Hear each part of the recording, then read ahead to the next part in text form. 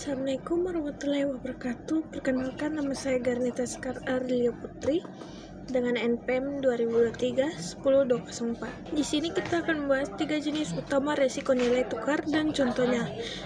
Yang pertama, resiko transaksi atau transaction exposure.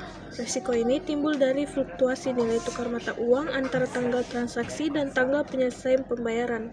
Dengan kata lain, perubahan nilai tukar dapat mempengaruhi nilai kas masa depan dari transaksi yang sudah kita lakukan.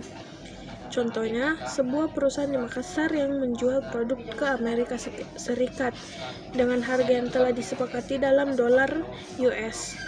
Jika pada saat pembayaran diterima nilai tukar rupiah terhadap dolar US menguat, maka perusahaan akan menerima rupiah lebih sedikit dari yang diperkirakan semula.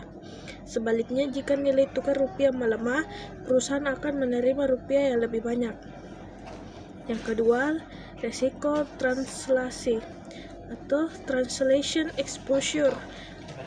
Risiko ini muncul ketika perusahaan multinasional harus mengkonsolidasikan laporan keuangan anak perusahaan asing ke dalam mata uang pelaporan perusahaan induk. Perubahan nilai tukar dapat mempengaruhi nilai aset, kewajiban, pendapatan, dan beban anak perusahaan asing yang ditanyakan dalam mata uang perusahaan induk. Risiko ini bersifat akuntansi dan tidak secara langsung mempengaruhi arus kas perusahaan, tapi dapat mempengaruhi laba bersih, konsolidasi, dan rasio keuangan.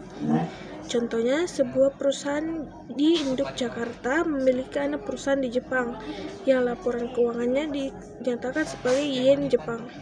Ketika perusahaan induk mengkonsolidasikan laporan keuangan anak perusahaan, nilai aset dan kewajiban anak perusahaan yang dinyatakan dalam yen harus diterjemahkan ke dalam rupiah. Jika nilai tukar yen terhadap rupiah berubah dari akhir periode pelaporan, maka nilai aset dan kewajiban anak perusahaan dalam rupiah juga akan berubah, yang dapat mempengaruhi totalitas aset dan ekuitas konsolidasi. Yang ketiga, risiko ekonomi atau operasional. Risiko ini mempengaruhi dampak jangka panjang dari perubahan nilai tukar yang tidak diduga terhadap daya saing perusahaan, arus kas masa depan, dan nilai pasar perusahaan. Risiko ini mempengaruhi kemampuan perusahaan untuk bersaing dalam pasar internasional dan dapat memaksakan perusahaan untuk menyesuaikan strategi operasionalnya. Contohnya, sebuah perusahaan di Makassar yang mengimpor bahan baku dari Eropa. Jika nilai tukar euro terhadap rupiah terus menguat dalam jangka panjang, biaya produksi perusahaan akan meningkat yang dapat mempengaruhi margin keuntungan dan daya saingnya di pasar domestik maupun internasional. Perusahaan mungkin perlu mencari pemasok alternatif, menyesuaikan harga, atau mengubah strategi pemasaran untuk mengatasi risiko ini. Yang kedua, kita akan membahas risiko nilai tukar sebagai jenis risiko yang akan dibahas secara mendalam. Yang pertama, forward contract atau kontrak forward. Penjelasannya, kontrak forward adalah perjanjian non-standar antara dua belah pihak yang membeli atau menjual uang asing di masa depan dengan kurs yang lebih disepakati hari ini. Cara kerjanya, jika perusahaan Indonesia harus membayar 1 US dollar dalam 3 bulan dan khawatir US dollar akan menguat, maka perusahaan dapat membuat kontrak forward untuk membeli 1 juta dolar dengan kurs tetap hari ini. Misalnya kurs disepakati adalah 15.000 US dollar. 2. Currency future. Future mirip forward tetapi bersifat standar dan diperdagangkan di bursa. Contohnya, jika perusahaan mengharapkan penerimaan 500.000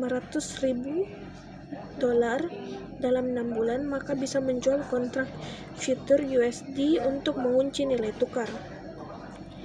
Yang ketiga, currency option. Memberi hak, bukan kewajiban, tetapi pemilik untuk membeli call atau menjual put mata uang asing dengan kurs tertentu masa depan. Contohnya, perusahaan membeli call option USD dengan strike 15.000 dan jatuh tempo 3 bulan. Jika kurs pasar naik ke 16.000, perusahaan bisa membeli US dollar dengan lebih murah. Yang terakhir, Currency swap, perjanjian untuk menukar arus kas dalam dua mata uang yang berbeda dua pihak tertentu dan jangka waktu yang tertentu. Contohnya, perusahaan Indonesia dengan meminjamkan US dollar dan pendapatan dalam IRD bisa swap pembayaran bunga dan pokok dengan perusahaan lain yang memiliki kebutuhan sebaliknya. Jadi itu saja. Wassalamualaikum warahmatullahi wabarakatuh.